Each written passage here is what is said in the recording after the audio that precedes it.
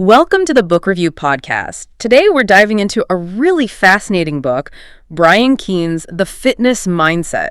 It's basically a complete blueprint for getting both your body and mind in shape. It really is. Think of it as getting 17 years of trial and error packed into one place. Exactly. Our mission here is to unpack that wisdom for you, give you that shortcut, Yeah. Avoid all the noise online and get straight to what actually works. And it's crucial because this isn't just like a workout plan.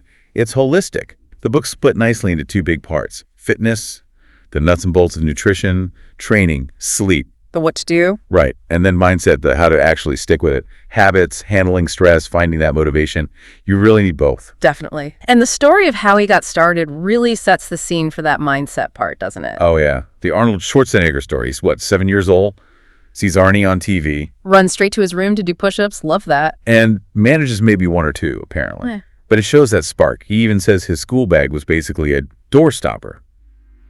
Academics weren't his thing initially. But the work ethic was there. Totally. With Gaelic football, he was obsessed. Practicing kicks, using old car tires on goals. That discipline, that focus learned through passion, that's the foundation. That's the energy we want to tap into. Okay, let's get into the fitness section first. Nutrition. He kicks off with this great metaphor. Never build your house on sand. It's from that parable, The Wise and Foolish Builders. His point is, it doesn't matter what diet trend you're following, keto, paleo, whatever. If the foundation isn't solid. Exactly.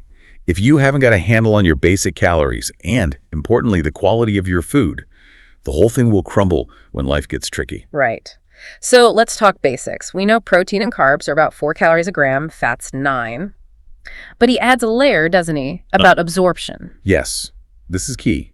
His mentor apparently told him, it's not what you eat, it's what you absorb. Okay, what does that mean practically? Well, think about, say, microwave rice versus cooking rice from scratch. The packet might list the same calories, but your body works harder and gets less usable energy from the highly processed stuff. So the processing itself reduces the value, even if the label looks okay. Pretty much. Whole, unprocessed foods give you more bang for your buck, energetically speaking. Quality input dictates the output. That changes how you look at convenience food. Now, protein essential for repair, the book highlights something really surprising about B12. Yeah, vitamin B12. It's vital for nerves, for energy conversion, but how much you actually absorb the bioavailability is hugely different depending on the source. And the example was red meat versus eggs. Right. Red meat, you can absorb up to maybe 77% of the B12. Eggs, less than 9%. Wow, less than 9%. That's a massive difference. It is. So if you're vegetarian, vegan, or maybe smoke or drink a fair bit, groups often low in B12 just eating eggs might not cut it. You'd need to seriously consider supplementation or other sources for energy and nerve health. Good to know. Okay, let's tackle fat. It had a bad rap for years. Decades. But Keane stresses that certain fats, especially omega-3s, are absolutely essential. Why specifically omega-3s? Brain function, steady energy levels.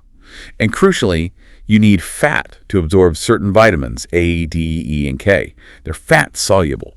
No fat in the meal.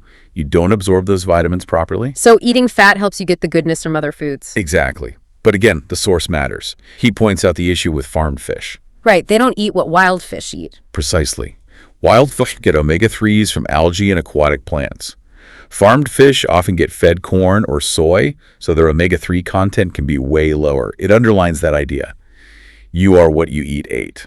That's a really powerful takeaway. Okay, we've covered the fuel. Now, how do we use it efficiently? Let's move to training and recovery. He had a realization about gym time, didn't he? He did, and it kind of went against everything he thought he knew. He cut his workouts down from like 3 hours sometimes. 3 hours? Yeah, down to maybe 40 to 60 minutes, just 3 to 5 times a week. And he got better results. Less time, better results. How does that work? What's the magic in that shorter window? It's about intensity and quality. He focuses on tension-style training, specifically time under tension, or TUT. Okay, TUT, what does that look like? Think slow, controlled movements, like a 2.1.2 tempo. 2 seconds lowering the weight, pause for 1 second, 2 seconds lifting it.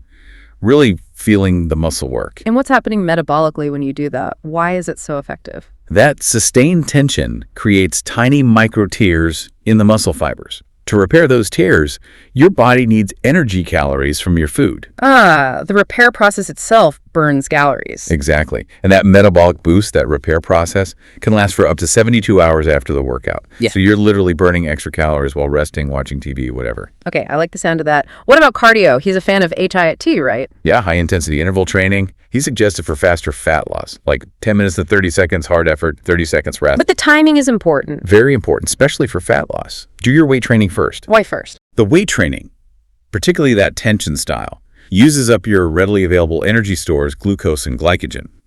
Once those are depleted, then you hit the HIIT. And the body has to burn fat. It's forced to tap into your stored body fat for fuel much more readily. Yeah. So weights first, then sprints. It's an integrated approach. Got it. Train heavy, then sprint. Okay, recovery. Sleep. He rates this incredibly highly. Just as important as the workout, maybe more so, he argues. And he has this interesting take on the classic 8 hours. Yeah, he suggests 7.5 hours might actually be better sometimes. How come? It's all about sleep cycles. We sleep in roughly 90-minute cycles, moving through different stages, including REM sleep. Okay. If you wake up naturally at the end of a cycle, say after 7.5 hours, which is 5 full cycles, you tend to feel much more refreshed than if your alarm jolts you awake mid-cycle, even if you've been in bed for 8 or even 10 hours. Because you're transitioning between cycles smoothly. Right. Your body finds it easier to shift into wakefulness. It respects our natural rhythms. That's super practical advice. Okay, we've got the physical side, nutrition, training, sleep, but none of that works long-term without the right mindset. That's a whole title of the book, right? The fitness mindset. Exactly. He knows the biggest reason people fail isn't lack of information, it's consistency. So the second half of the book is all about building that mental strength. He starts with habits. Using Charles Duhigg's model, the cue routine reward loop. But he adds this great analogy about habits being like trees. Oh yeah, the teacher and the sapling versus the oak tree. That's the one. Pulling a little sapling? Easy.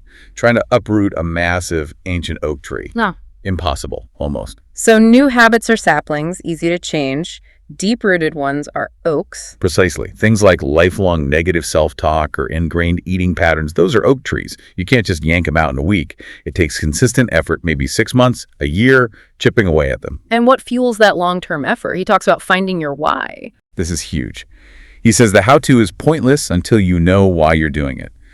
The example he uses is dramatic but effective, the rooftop plank. Right, you wouldn't walk a plank between two skyscrapers for 100 euros. No way. But if your child was on the other burning building, You'd do it without a second thought. exactly. The risk is the same. The plank is the same. What changed? Your why. That deep internal drive is what you need to push through when things get tough with fitness or any goal. That really hits home. It shifts it from vanity to necessity. He also talks about managing worry and anxiety. Yeah, he makes a useful distinction. Fear is about a clear, present danger, like a car about to hit you. Anxiety is more like dread or unease about something that might happen but isn't happening right now. That feeling in the pit of your stomach about the future. Right. And he quotes Mark Twain, which is brilliant. I've had a lot of worries in my life, most which never happened. So much anxiety is wasted energy on predicting negative outcomes that often don't materialize. That's a good reminder. Finally, he gives this mental model for achieving goals, the be, do, and have model. This flips the usual approach on its head. Most people think if I do this diet, I'll have the body I want, have, and then I'll be confident. Okay, that sounds familiar. But he says you have to reverse it. First, you be the person. Adopt the identity, the mindset of a healthy, consistent person now. Embody it first. Yes. Then, because you are that person, you naturally do the actions, eating well, training, and as a result, you inevitably have the outcomes. The identity drives the action, which creates the result.